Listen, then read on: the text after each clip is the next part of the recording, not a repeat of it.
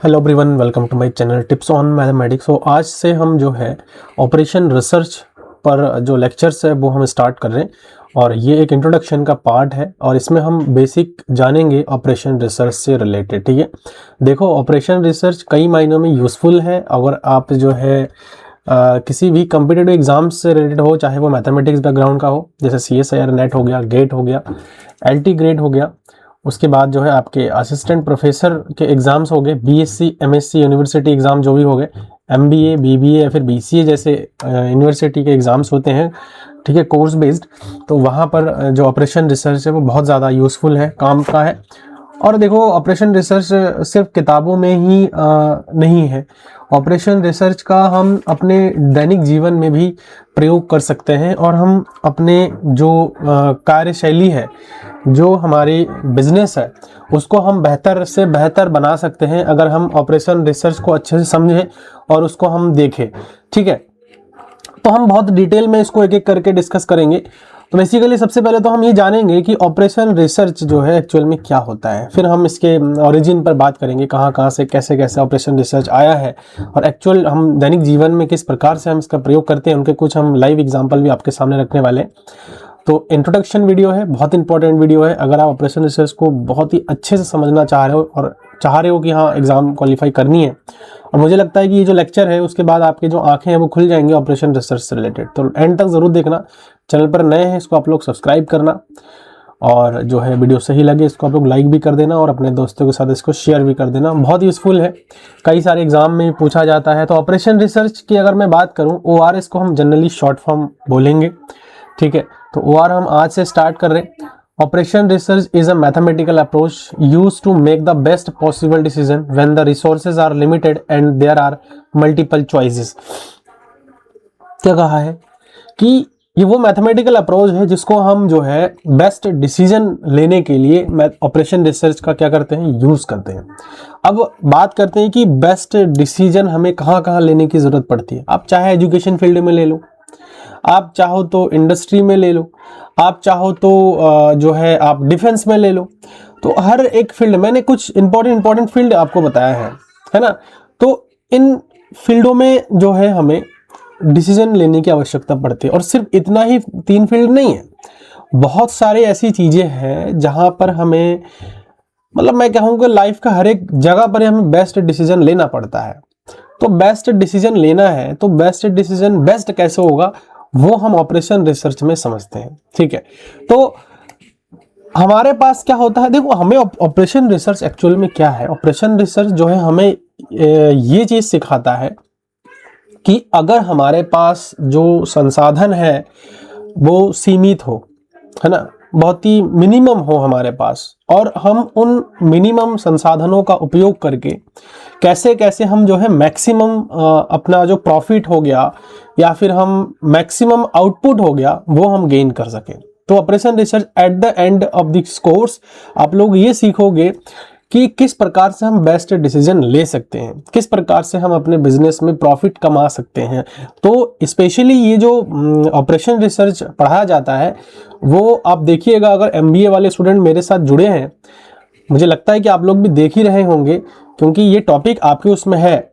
तो MBA में पढ़ाने का पर्पज़ ही यही है कि आप किस प्रकार से अपना बिजनेस हो या फिर आप अगर किसी ऑर्गेनाइजेशन के साथ जुड़े हो, उनका बिजनेस हो या फिर XYZ कोई भी किसी प्रकार का बिजनेस हो, तो वहां पर आप बेस्ट से बेस्ट परफॉर्म कैसे कर सकते हैं। कम से कम हमारे पास जो मैन पावर होती है उन मैन पावर का प्रयोग करके, मिनिमम मैन पावर होता है, उन मिनिमम मैन पावर का प्रयोग करके, मतलब कुल मिला के हमारे पास ऑपरेशन रिसर्च ये सिखाता है कि मिनिमम से मिनिमम चीजें अगर आपके पास उपलब्ध है तो उनसे आप मैक्सिमम जो है आउटपुट ले सकते हैं, है ना। मिनिमम इनपुट दे करके मैक्सिमम अब आउटपुट ले सकते हैं। लाइक कॉस्ट जो है वो आप जो है आपका मिनिमम से मिनिमम हो जाए और जो प्रॉफिट है वो आपका मैक्सिमम हो जाए, तो कैसा रहेगा भाई, आपकी बिजनेस ऑब्वियसली बात है ग्रो करेगा ही करेगा। तो ये सब चीज़ें MBA वाले स्टूडेंट को पढ़ाया जाता है और साथ ही साथ आज के समय में कई सारी यूनिवर्सिटीज़ हैं जिन्होंने ऑपरेशन रिसर्च को लगभग जितने भी कोर्सेज है मैथमेटिक्स जहाँ पर ज़रूरत पड़ती है वहाँ पर ऑपरेशन रिसर्च पढ़ाया जा रहा है। स्पेशली बीसीए की बात करें वहाँ पर भी पढ़ाया जा रहा है ना। एमबीए की बात करें वहाँ पर भी, बीबीए कई सारी यूनिवर्सिटीज़ ने अब तक बीबीए में भी जो है इस सिलेबस को एड ऑन किया है, बहुत अच्छी बात है।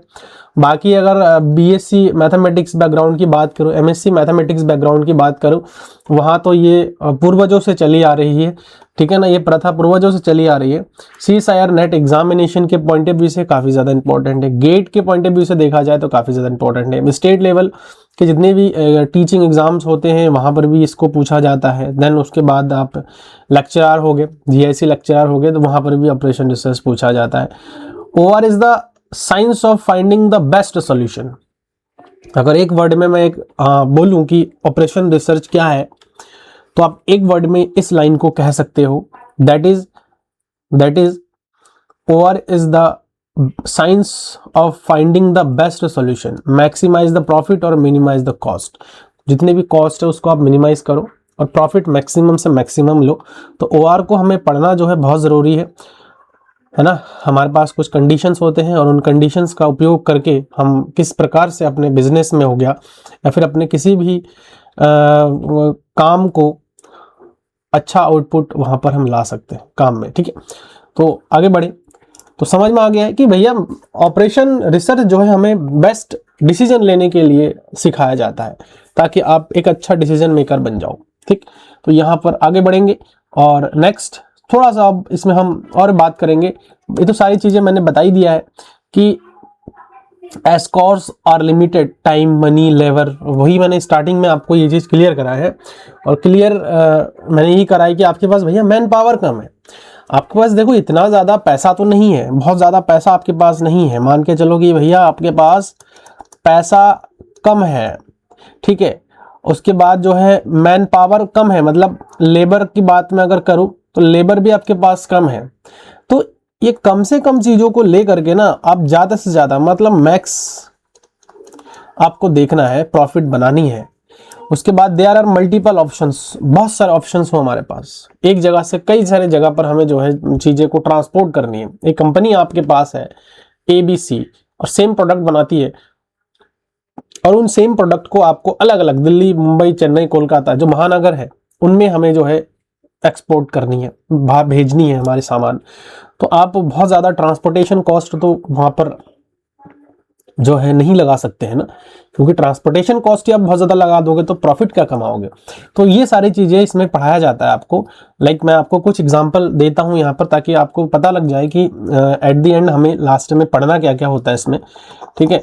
सबसे पहले तो हम यहाँ पर LPP को सीखेंगे। एक्चुअल में LPP जो होता है वो क्या होता है उसको हम सीखेंगे। लाइक यहाँ पर मैं नोट डाउन कर रहा हूँ LPP, ठीक है।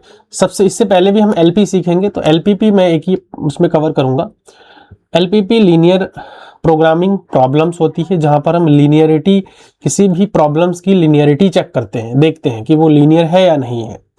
दूसरा पार्ट जो है हम ये जो हमारे पास LPPs है इनको हम ग्राफिकल मेथड से चेक करना सीखेंगे। किससे सीखेंगे? ग्राफिकल मेथड से। ग्राफिकल मेथड से हम जो है इसके कॉस्ट को मैक्सिमम या फिर मिनिमम करने की जो है अप्रोच से सॉल्व आउट करते हैं। दूसरा आता है आपका एक सिंप्लेक्स मेथड। सिंप्लेक्स मेथड, तो सिंप्लेक्स मेथड में भी हम जो है सेम है, दोनों ही लीनियर जो प्रोग्रामिंग प्रॉब्लम्स है, मैं इसको जनरली शॉर्ट में LPPs बोलूँगा, बहुत लंबा हो जाता है लीनियर प्रोग्रामिंग प्रॉब्लम को बोलना, शॉर्ट में हम LPP बोलेंगे। तो जो LPPs अभी मैं पढ़ाऊंगा आपको, LPP को हम दो मेथड से जनरली इसको सॉल्व करते हैं, जिसको एक ग्राफिकल मेथड बोलते हैं और एक दूसरा हमारे पास आता है सिंप्लेक्स मेथड, जिसमें सिंप्लेक्स टेबल वगैरह बनता है। दोनों ही मेथड बहुत अच्छे हैं, बहुत इंपॉर्टेंट भी है। अगर एग्जाम पॉइंट ऑफ व्यू से देखा जाए उस पॉइंट ऑफ व्यू से काफ़ी ज़्यादा इंपॉर्टेंट है, ठीक है। तो ये कुछ उसके बाद हम जो है ट्रांसपोर्टेशन प्रॉब्लम पढ़ेंगे, असाइनमेंट प्रॉब्लम्स हम यहाँ पर पढ़ेंगे। ट्रांसपोर्टेशन प्रॉब्लम में हम ये सीखेंगे कि भाई अभी जैसे मैंने आपको बताया था कि हमारे पास 3 कंपनियाँ और उनमें से हमें जो प्रोडक्ट्स हैं उनको हमें एक्सपोर्ट करनी है दिल्ली, मुंबई और चेन्नई में। दिल्ली, मुंबई, चेन्नई और कोलकाता में 4 जगह है, 2-4 जगह और ले लो आप, तो आपके पूरे ऑल ओवर इंडिया में अगर इसका जो है ट्रांसपोर्ट करनी है, तो उस कंडीशन में आपको ट्रांसपोर्टेशन कॉस्ट को कैसे हम मिनिमाइज करते हैं वो हमें देखना होता है, और ट्रांसपोर्टेशन कॉस्ट को मिनिमाइज करके हम किस प्रकार से मैक्सिमम प्रॉफिट हम जो है उसमें गेन कर सकते हैं, वो चीज़ें आपको ऑपरेशन रिसर्च में आपको सीखनी पड़ेंगी। क्लियर? तो उसके बाद जो we need to choose the best option, तो हमें बेस्ट ऑप्शन चूज करना पड़ता है। तो उसमें अलग अलग मेथड पढ़ाया जाता है। OR helps in selecting the optimal decision. Optimal decision मतलब ये यही हो गया, जितना भी चीज़ें मैंने आपको भी बताया है कि ऑप्टिमल डिसीजन आप कैसे ले सकते हो, मतलब आपको मैक्सिमम से मैक्सिमम आपको प्रॉफिट वहां से आप कैसे ले सकते हो, वो आपकी एक प्रकार से ऑप्टिमल डिसीजन आप कह सकते हो। ठीक है, चाहे मिनिमम हो या फिर मैक्सिमम हो। ओरिजिन ऑफ OR, अब थोड़ा सा इस पे हिस्ट्री पर बात करते हैं कि एक्चुअल में जो OR है इसकी जरूरत पड़ी क्यों, है ना। जो OR है इसकी जरूरत पड़ी क्यों और कहाँ से इसकी उत्पत्ति हुई है, उसको थोड़ा सा हम समझते हैं। Operation research started during world war second. ठीक है, तो सेकेंड वर्ल्ड वार का जो समय आया था, उस दौरान जो है ऑपरेशन रिसर्च को स्टार्ट किया गया था, है ना। उस टाइम पर जो साइंटिस्ट थे, जो मिलिट्री साइंटिस्ट होते हैं, है ना, मैथमेटिशियंस थे, उन्होंने ये चीज देखा कि हमारे पास जो रिसोर्सेज है वो भैया मिनिमम से मिनिमम है। क्योंकि उस दौरान की अगर मैं बात करूं वर्ल्ड वार सेकेंड का, तो उस समय में बहुत ज़्यादा रिसोर्सेज हम लोगों के पास अवेलेबल नहीं होती थी।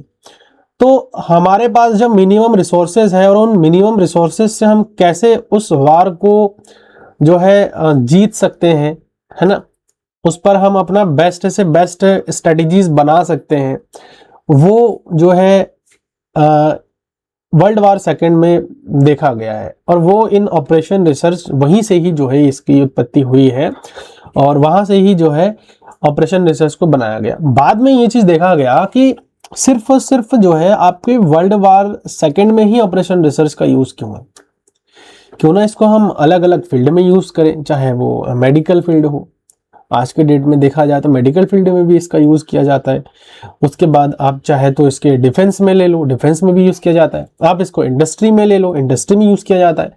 आप इसको कंप्यूटर टेक्नोलॉजी में ले लो, कंप्यूटर टेक्नोलॉजी में इसका यूज किया जा रहा है। दैट्स वाई कि इसको BCA वाले स्टूडेंट को स्पेशली पढ़ाया जाता है ना। उसके बाद जो है बिजनेस वालों को स्पेशली पढ़ाया जाता है, ताकि आप बेस्ट से बेस्ट बिजनेस आइडियाज इसमें से आप जनरेट कर सको। ठीक है, at that time military leaders need better strategies to use limited resource, improve defense system, win battles efficiently। ठीक है, तो ये कुछ पॉइंट्स था, मैंने बहुत ज्यादा पॉइंट नहीं लिए। अगर मैं इसमें चर्चा करने लग जाऊं तो मुझे लगता है कि एक लेक्चर भी कम है ना, इतनी सारी चीजें इसमें है। तो मैं आपको बेसिक सा आइडिया दे रहा हूं कि एक्चुअल में OR को हम कहाँ से कैसे जो है करते हैं, क्या इसमें करना होता है, उसके बाद इसकी उत्पत्ति कैसे हुई। ठीक है, तो ये कुछ जो इसके ओरिजिन थे वो मैंने आपको बता दिया है कि वर्ल्ड वार सेकेंड में जो है इसका प्रयोग किया गया था, और वहां से जो है ये चली आ रही है। फिर साइंटिस्टों ने, मैथमेटिशियंस ने ये सोचा कि भैया वर्ल्ड वार सेकेंड में ही क्यों ना हम अपने और भी कामों में इसका यूज करें, ताकि बेस्ट से बेस्ट जो है रिजल्ट हमें प्रोवाइड हो जाए। ठीक है, नेक्स्ट अगर मैं बात करूं यहाँ पर role in world war second में, क्या रोल था, वो सारी चीजें मैंने बता दिया है। Scientist and mathematicians were brought together. उसके बाद they applied scientific and mathematical methods to military problems. तो मिलिट्री के सामने जितनी प्रॉब्लम्स क्रिएट हुई थी उस दौरान, तो उसमें जो है इसका उपयोग किया गया था। ठीक है, example best way to use radar system. जो रडार सिस्टम आज आप लोग देख रहे हो, वहां पर भी इनका प्रयोग होता है। उसके बाद optimal placement of anti aircraft guns. तो optimal placement anti aircraft guns की अगर मैं बात करूं तो उसका ऑप्टिमल प्लेसमेंट क्या है, ठीक है, ताकि वो ज्यादा से ज्यादा आपको बेनिफिट दे सके, वो होता है efficient use of resources like fuel and weapons. तो फ्यूल वेपन्स जो चीज मैंने स्टार्टिंग में बताया है, this approach was called operation research. तो इसको ही कहा गया था ऑपरेशन रिसर्च, मतलब किसी ऑपरेशन में हम नया चीजें कैसे किस प्रकार से इसको देख सकते हैं, वो हमारा एक्चुअल में ऑपरेशन रिसर्च का ही एक पार्ट है। नाउ बात करते हैं, अब इसमें सबसे इंपॉर्टेंट आता है लीनियर प्रोग्रामिंग। अब तक मैंने आपको बहुत सारी चीजें बताया है जो मुझे लगता है कि एक टॉपिक को समझने की आवश्यकता होती है, क्योंकि अगर आप किसी टॉपिक को समझ रहे हैं और उस टॉपिक को आप जो है इंटरेस्ट नहीं ले रहे उस टॉपिक पर, तो मुझे लगता है कि वो टॉपिक आपको समझ में नहीं आएगा। एक्चुअल में मैं आपको रियलिटी बता रहा हूँ, आपके सामने एक टास्क दे रहा हूँ। अब एक सॉन्ग है, उसको आप बड़ी जल्दी जो है अडॉप्ट कर लेते हो, और वो आपको याद भी हो जाता है। दूसरी तरफ मैं अगर एक मैथमेटिकल इक्वेशंस की बात करूं, एक इक्वेशन की बात करूं, तो वहां आपको याद नहीं हो पाता है या फिर वो आप अडॉप्ट नहीं कर पाते हो। ऐसा क्यों होता है? ऐसा इसलिए होता है कि आपका जो इंटरेस्ट है वो किस में है। सबसे पहले तो आपको वो फाइंड आउट करने की आवश्यकता है कि आपकी जो इंटरेस्ट है वो कहाँ पर है। अगर आप एक सॉन्ग को अच्छे से याद कर पा रहे हो, है वही चीज़ है, कुछ नहीं है ना, वही उसमें कुछ लाइनें होती हैं वो हमें याद करनी है। तो सॉन्ग में हम इंटरेस्ट ले रहे हैं, इंजॉय कर रहे हैं, तभी जाकर के वो चीज़ मुझे लगता है कि याद हो जाता है ना। लेकिन इधर हम अगर मैथमेटिक्स के इक्वेशंस की बात करें, टॉपिक्स की बात करें, तो वहाँ हम इंटरेस्ट नहीं लेना चाह रहे, तो शायद वही चीज़ है। अब इंटरेस्ट आएगा कैसे भैया? वो सॉन्ग में तो आप कहोगे सर इसमें म्यूजिक होता है, इसमें एक बढ़िया एक फेमस पर्सन होता है जिसकी आवाज़ बहुत अच्छी होती है और वो हमें अच्छा लग जाता है, इसीलिए। तो इंटरेस्ट आएगा कैसे?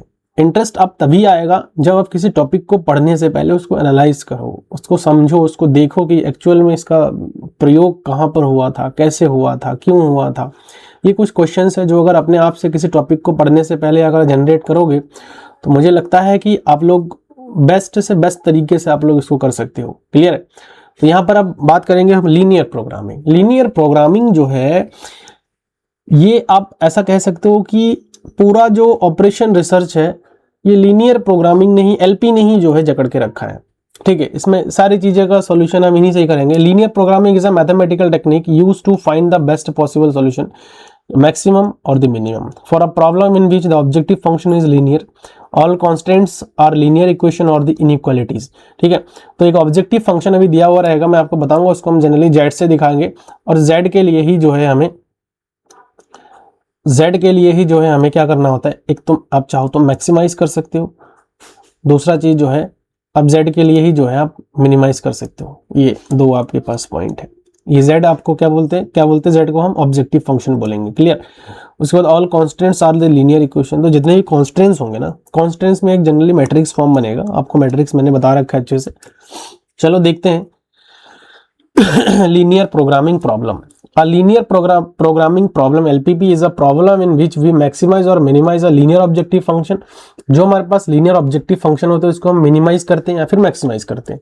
उसके बाद subject to a set of linear constants, आपके पास कुछ सेट ऑफ लीनियर कॉन्स्टेंट्स दिए हुए रहेंगे। कॉन्स्टेंट्स इन द सेंस कि आप लीनियर इक्वेशंस देखे होंगे, तो लीनियर इक्वेशंस के जैसा ही आपके लीनियर कॉन्स्टेंट्स होंगे। 3 वेरिएबल के हो सकते हैं, 2 वेरिएबल के हो सकते हैं। ठीक है, विद नॉन नेगेटिव वेरिएबल्स। आपके पास जो भी कांस्टेंट होंगे, जैसे कि मान के चलो 2x1 plus 5x2 plus 3x3 is greater than equals to 5।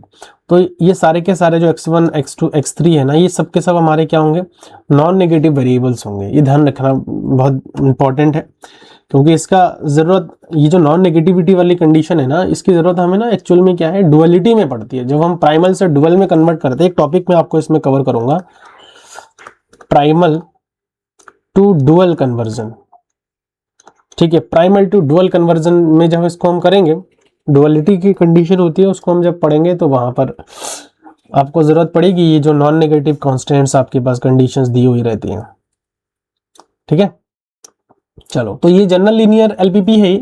General LPP में आपके पास ऑब्जेक्टिव फंक्शन दिया हुआ रहेगा, जैसे कि आपको मैंने अभी बताया है, इसमें z is equal to a1 x1 plus a2 x2 plus to so on an xn होगा। उसके बाद सब्जेक्ट टू m कॉन्स्टेंट्स होगा, जैसे b11। यहाँ पर ना एक मैट्रिक्स बन रहा है, जनरली आप ऐसे समझ सकते हो कि ये जो मैट्रिक्स आपका बन रहा है b11 b12 b13 up to so on b1n। ठीक है भाई। फिर यहाँ पर जो है V21 B23 सॉरी 22, हाँ, B23 up to so on B2n, ऐसा भी कह सकते हैं। फिर नीचे ऐसा आएगा BM1 up to so on BM2 up to so on BM3, और इस प्रकार से यहाँ पर आ जाएगा BMN। तो एक MN ऑर्डर का मैट्रिक्स यहाँ पर जो है फॉर्म करता है, और MN ऑर्डर का मैट्रिक्स फॉर्म कर रहा है। और फिर हम क्या करते हैं भैया, इसको मल्टीप्लाई हम जनरली क्या किससे कर देते हैं, x1 x2 up to so on xn से जब हम मल्टीप्लाई कर रहे हैं, तो ये लेस देन इक्वल्स टू भी एक हमारे पास एक मैट्रिक्स बन रहा है C1 C2 up to so on Cn। तो ये हमारे पास जनरली रहता है, एक मैट्रिक्स फॉर्म में भी आप इसको देख सकते हो। ठीक है, नॉन नेगेटिव कॉन्स्टिट्यूएंट्स के बारे में आपको मैंने ऑलरेडी बता रखा है। तो ये कुछ चीजें बेसिक थी जो कि आपको आवश्यकता थी जानना, वो मैंने आपको बता दिया। अब मैंने आपको जैसे बताया था कि जब हम एलपीपी पढ़ते हैं या फिर ऑपरेशन रिसर्च पढ़ते हैं तो हमारे सामने कुछ टास्क होती है। अब रियल लाइफ के एग्जांपल किस प्रकार से, देखो आप हो सकता है आप इसको as a real life example समझिए, ठीक है। अब देखो एक कंपनी है, मैं इस क्वेश्चन पर बात करूंगा। एक कंपनी है, ठीक है। A factory produces two products A and B. एक कंपनी है जो कि दो प्रोडक्ट बना रही है, ठीक है। ये एक कंपनी है जो कि दो प्रोडक्ट बना रही है। चलो मैं यहाँ पर थोड़ा मार्क भी करता हूँ ताकि आपको थोड़ा सा विजुलाइज भी हो चीजें। ये कंपनी है, ठीक है। और ये जो कंपनी है वो हमारे पास दो प्रोडक्ट बनाती है। एक तो प्रोडक्ट ए बना रही है, दूसरा प्रोडक्ट बी बना रही है, ठीक है। उसके बाद देखो क्या कहा है इन्होंने, each of the product A requires 2 hours of moulding. A के लिए अगर मैं बात करूं, ए के लिए, ठीक है, ए के लिए अगर मैं बात करूं मोल्डिंग, और दूसरा इन्होंने क्या बताया देखो, moulding 3 hours of grinding and 4 hours for polishing. Grinding और यहाँ पर एक आता है हमारे पास पॉलिशिंग का काम होता है, ठीक है। तो A and B, each of the product A requires 2 hours of moulding, 2 hours moulding, इसके लिए 2 आवर्स है। ग्राइंडिंग के लिए जो अगर देखा जाए, ग्राइंडिंग के लिए अगर देखा जाए तो कितना कहा है इसमें, 3 आवर्स ऑफ ग्राइंडिंग, इसके लिए 3 आवर्स है। और 4 आवर्स ऑफ पॉलिशिंग, तो 4 घंटा पॉलिशिंग के लिए दिया जाता है। And each of the product B requires, same इसमें भी है, सेम इसमें भी है। इसमें क्या है देखो, मोल्डिंग, ग्राइंडिंग और पॉलिशिंग। तो मोल्डिंग की अगर मैं बात करूं तो इसमें each of the product B requires 4 hours of moulding, moulding के लिए 4 घंटा, 2 आवर्स ऑफ ग्राइंडिंग, 2 घंटा ग्राइंडिंग के लिए, and 2 hours of polishing, polishing के लिए 2 घंटा ही दिया हुआ, ठीक है। The moulding machine can work for 20 hours. जो मोल्डिंग मशीन है दोनों के लिए, है ना, जो मोल्डिंग मशीन है वो 2 घंटे के लिए काम कर सकती, 20 घंटे के लिए काम कर सकती है, मतलब मैक्सिमम 20 घंटे के लिए। ग्राइंडिंग मशीन जो है वो 24 घंटे के लिए काम कर सकती है, और पॉलिशिंग जो मशीन है वो 13 घंटे के लिए काम कर सकती है भाई। ये है, ये कंडीशन यहाँ पर दी हुई है। Polishing machine available for 13 hours. The profit is 5 rupees per unit of A. A के लिए 5 रुपीज पर यूनिट का जो है प्रॉफिट होता है, और बी के लिए 3 पर यूनिट की बात करें, अगर बी जो है एक प्रोडक्ट बनाते हैं 3 रुपए पर यूनिट के हिसाब से जो है प्रॉफिट कमाती है। Assuming that the factory can sell all that it produces, formulate the problem as a LPP to maximize the profit। देखो बताया ना कि ये जो आपके पास assuming that the factory can sell all that it produces, मतलब जो भी ये बनाती है कंपनी, वो इनके सारे के सारे जो प्रोडक्ट्स है उनको क्या कर देती है, सेल कर देती है। तो हमें इसको फॉर्मुलेट करना है एज अ एलपीपी, और मैक्सिमाइज द प्रॉफिट के लिए हमें बात करनी पड़ेगी, ठीक है। तो यहाँ पर ये जितना भी चीजें बताया गया है यहाँ पे, इसको अब हमें क्या करना है, एलपीपी के फॉर्म में बनाना है, लीनियर प्रोग्रामिंग के फॉर्म में जो है हम इसको बनाएंगे, ठीक है। तो चलो यहाँ पर कैसे बनाते हैं वो एक बार मैं आपको बता देता हूँ, कैसे इसको जनरेट करेंगे। सबसे पहला तो यहाँ पर हमारे पास एक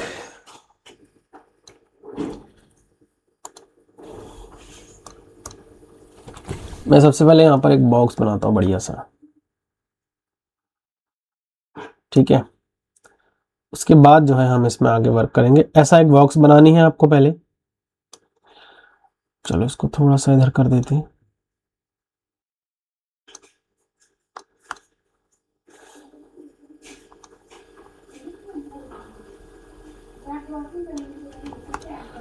ठीक है, फिर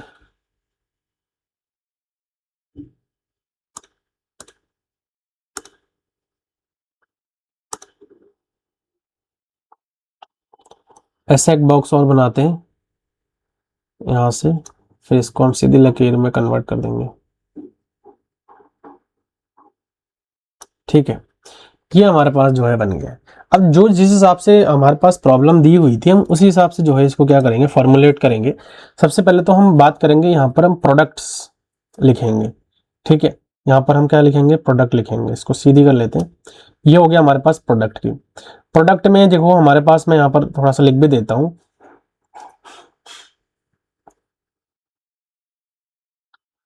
यहाँ पर हमारे पास ये हो गए प्रोडक्ट, ठीक है, प्रोडक्ट हो गए।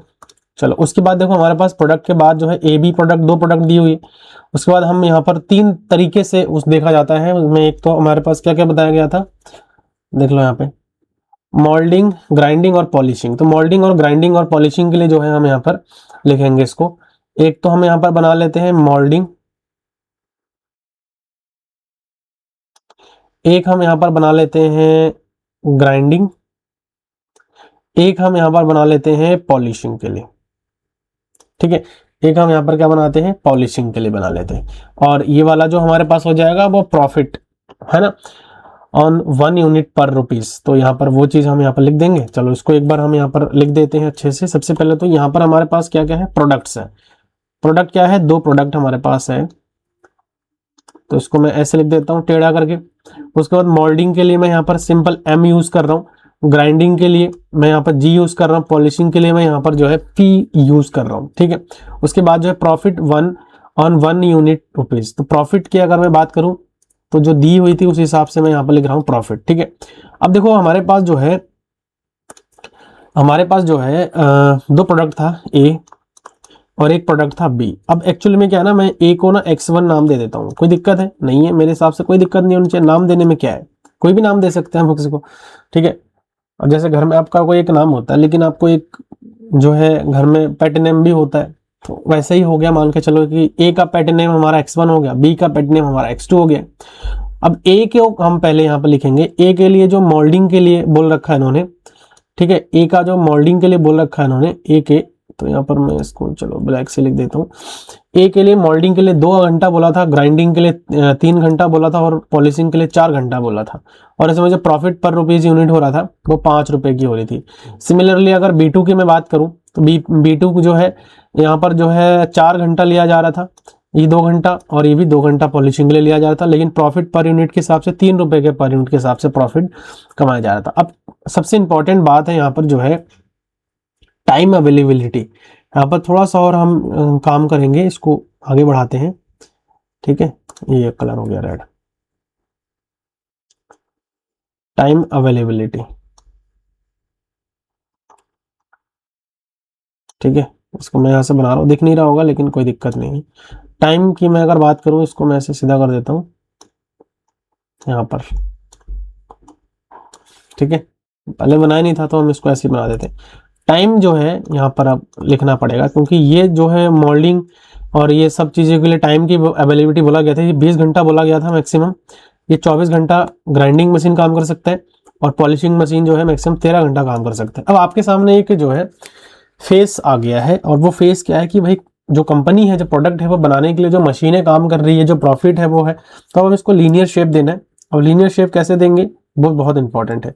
देखो ये आ जाएगा हमारे पास कि जो मोल्डिंग वाली मशीन है, मोल्डिंग वाली जो मशीन है 2x1 देखो प्लस 4x2, ये जो है टाइम मैक्सिमम कह रहे हैं कि मैक्सिमम 20 घंटा काम कर सकती है। तो जब भी मैक्सिमम 20 घंटा काम कर सकती है तो ऑब्वियसली बात है कि ये लेस देन का साइन यहाँ पर आना है, क्योंकि सबसे ज्यादा 20 घंटा, 20 घंटे ज्यादा नहीं हो सकता है, ठीक है। तो यहाँ पर ये जो हमारे पास देखो देखो देखो यहाँ पे समझो इस चीज को कि आप सर कैसे लेस देन ग्रेटर देन का साइन आप लगा रहे हो। तो ये जो हमारे पास 2x1 वाली पार्ट है, यहाँ पर समझिए 2x1 ही क्या है, ये मोल्डिंग जो मशीन है, मोल्डिंग मशीन ए के लिए इतना काम कर रही है और बी के लिए इतना काम कर रही है, लेकिन मैक्सिमम तो 20 घंटा ही काम कर सकती है ना भैया, 20 घंटे ज्यादा तो कर ही नहीं सकता है। तो जब 20 घंटे ज्यादा कर ही नहीं सकता तो हम उसको लेस देन, अगर मैं यहाँ पर लेस देन लगा रहा हूँ, देखो अगर मैं ये वाले साइन लगा रहा हूँ लेस देन बी, तो इसका मतलब क्या है कि ये सारा काम जो है 20 घंटे ज्यादा हो जा रहा है। अब इसका मतलब ये हो गया कि 20 घंटे से कम ही है ये सारा काम, या बराबर है 20 घंटे के। अब समझ में आया। फिर ग्राइंडिंग मशीन की अगर मैं बात करूं तो 3x1 प्लस 2x2, अब ये कितना मैक्सिमम 24 घंटा काम कर सकती है। फिर उसके बाद जो है पॉलिशिंग के लिए बात करूं तो 4x1 प्लस जो है 2x2 is less than equals to 13 hours के हिसाब से काम कर सकती है। तो मैं यहाँ पर लिख भी देता हूँ, ये आपके मोल्डिंग के लिए है, ये आपके ग्राइंडिंग के लिए है, और ये आपकी पॉलिशिंग के लिए लीनियर इक्वेशन हमारी बन गई है। प्रॉफिट की मैं अगर बात करूं तो उन्होंने कहा था मैक्सिमाइज करना है आपको प्रॉफिट। तो प्रॉफिट मैक्सिमाइज करने के लिए देखो हमारे पास क्या तरीका होती है, हमारे पास z इज इक्वल्स टू, हमें अब प्रॉफिट मैक्सिमाइज करनी है, मतलब 5x1 प्लस का यहाँ पर क्या आ जाएगा 3x2। ये मैक्स z यहाँ पर आप चाहो तो लिख दो, तो कि आपको क्लियर है, पता लग जाए। ठीक है, तो ये हमने जो है कर दिया है। जो लीनियर फॉर्म हमें बनानी थी वो हमने जो है इस प्रॉब्लम का बना दिया है। तो इस प्रकार से हम लीनियर फॉर्म्स को बनाते हैं। एंड देन दूसरी तरफ से अगर देखा जाए तो इन लीनियर फॉर्म को जो मैक्सिमाइज जो z हमने अभी बताया है यहाँ पे, इसको हम जो है सिंप्लेक्स मेथड से या फिर ग्राफिकल मेथड से सॉल्व आउट कर सकते हैं। ठीक है, तो यहां से जो है जनरेशन होती है लीनियर प्रोग्रामिंग की। एक क्वेश्चन और भी मैं आपको सोच रहा हूं कि करवा दूं। ये जो क्वेश्चन है ठीक है, ठीक है, इसको पढ़ते हैं। ठीक है, चलो इस क्वेश्चन को करते हैं। अच्छा, इसमें ना एक चीज और थोड़ा सा ध्यान रखना है, मैंने आपको स्टार्टिंग में बताया था ये, हाँ, नॉन नेगेटिव कंस्ट्रेंट की बात। तो यहाँ पर हमेशा के लिए ध्यान रखना, ये जितने भी है ना, ये x1 x2 नॉन नेगेटिव होंगे। एंड साथ में आपको थोड़ा सा एक चीज और लिखना है, x1 कॉमा x2 जो है ग्रेटर देन इक्वल्स टू हमेशा क्या होनी चाहिए, 0 होनी चाहिए। कोई फर्क नहीं पड़ता यहाँ लेस देन है क्या है, लेकिन हमेशा के लिए जो x1 x2 होंगे वो हमारा ग्रेटर देन इक्वल टू होंगे। तो इस चीज का आप लोग स्पेशल ध्यान रखना। ठीक है, नाउ नेक्स्ट क्वेश्चन पे चलते हैं। ये पूरा कंप्लीट हो गया हमारा एलपीपी। ऐसे ये लीनियर फॉर्म में है ना, देखो ये जितने भी वेरिएबल्स हमारे वो सब लीनियर, इसकी पावर एक है, इसकी पावर एक है, तो लीनियर फॉर्म में है, तो सोचने वाली बात नहीं है। आपने ऑलरेडी ये लीनियरिटी कंडीशन पढ़ रखा है क्लास 10th में, 9th में। ठीक है, बहुत ज्यादा इसमें समय बर्बाद करने की आवश्यकता नहीं है। अगला क्वेश्चन देखिए, यहाँ पर पढ़ते हैं। A firm manufactures two types of product A and B. एक फार्म है जो कि दो प्रकार के प्रोडक्ट को प्रोड्यूस करता है, मैन्युफैक्चर करता है, ए और बी, जिसका नाम क्या है, A and B. And sell them at a profit of ₹2 on type A and 3 on type B. Each product is processed on the machine E and F. Type A requires 1 minute of processing time on E and 2 minutes on F. Type B requires 1 minute on E and 1 minute on F. The machine E is available for not more than 6 hours and 40 minutes, while the machine F is available for 10 hours during any working day. Formulate the problem as a linear programming problem. ठीक है, देखो मेरा क्या है, अब मैं अगर अपने बात करूं तो, क्योंकि मैं पढ़ते पढ़ते मेरे को थोड़ा एक्सपीरियंस हो गया है, अब चीज़ों को मुझे तुरंत समझ में आ जाता है। लेकिन आप हमेशा ध्यान रखना, डायरेक्टली करने मत जाना। अब कुछ बच्चों ने एक क्वेश्चन किया तो वो अब सोच लिया होगा कुछ एक्स्ट्रा ऑर्डिनरी होंगे, बहुत अच्छी बात है, लेकिन आपको क्या करना है, थोड़ा आपको टेबल बना करके सॉल्व करने की कोशिश करनी है। ठीक है, अदरवाइज फिर आप कंफ्यूज हो जाओगे, क्योंकि अगर नया नया है तो थोड़ा सा कुछ प्रैक्टिस करनी पड़ेगी आपको ऐसे बनाने की। हालांकि ये मैं आपको एलपीपी बता रहा हूँ, आगे जाकर के जो भी क्वेश्चन आएंगे, जैसे ग्राफिकल मेथड सॉल्व करना हो गया, या फिर आप सिंप्लेक्स टेबल बना करके सॉल्व करोगे, तो वहां पर आपको ये क्वेश्चन बनी बनी हुई मिलेंगी, जो प्रॉब्लम है वो बनी बनाई मिलेंगी आपको। तो उस कंडीशन में आपको सिर्फ मेथड्स लगाने और सॉल्व करने होते हैं, बस इतना ही काम है। लेकिन यहाँ पर तो हम क्या कर रहे हैं, एलपीपी को बनाना सीख रहे हैं एक्चुअल में। प्रॉब्लम जो हमारे सामने क्रिएट होता है डेली लाइफ में, तो उसको हम देख रहे हैं। ठीक है, अब यहाँ पर भी सेम एक टेबल हमें बनानी है। देखो सबसे पहले तो हमारे पास दो प्रोडक्ट है, सिमिलरली यहाँ पर भी सेम है। मैं यहाँ पर डायरेक्ट अब बहुत ज्यादा काम नहीं करूंगा। यहाँ पर दो प्रोडक्ट है ए एंड बी। ठीक है, यहाँ पर मैं लिख देता हूँ ए और बी। सिमिलरली इसको मैं x1 घरेलू नाम दे देता हूँ, इसको x2 घरेलू नाम दे देता हूँ। ठीक है, अभी जो कह रहा है कि to firm manufacture type product A and B and sell them at a profit of ₹2 on type A and ₹3 on type B. Each product is processed on 2 machine E and F. तो दो machine है, एक तो ई हो गया और एक हमारे पास एफ मशीनें हो गई। ठीक है, ई मशीन हो गई और एक एफ मशीन हो गई। क्लियर,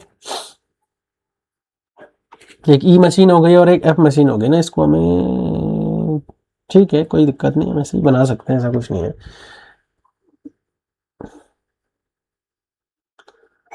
इसको चलो एक बार बना करके देख लेते हैं। ठीक है, फिर हम उसको लीनियर फॉर्म दे पा रहे नहीं दे पा रहे, कहीं ऐसा ना हो गड़बड़ हो जाए हमारा। तो ई मशीन की बात किया जा रहा है। अरे इसको ठीक से ही बनाते हैं ना, देखने में थोड़ा सा गड़बड़ लग रहा है। जगह तो मैंने छोड़ ही रखा है इसको, इसके लिए यहीं पर कर लेते हैं।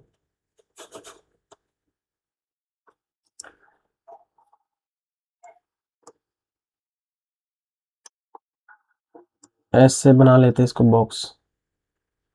अच्छा, ऐसे बनाने की आवश्यकता क्या है, मैं डायरेक्ट भी तो बना सकता हूँ यहाँ पे। ठीक है,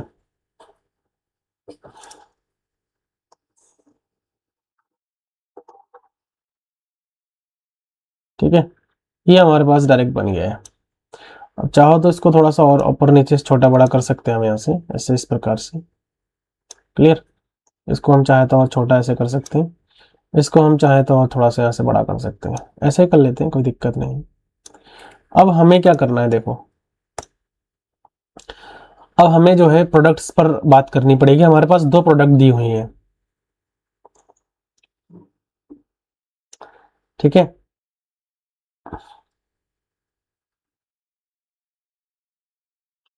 दो मशीनें दी हुई हैं, दो प्रोडक्ट हमारे पास दी हुई हैं, ऐसा हम कर लेते हैं।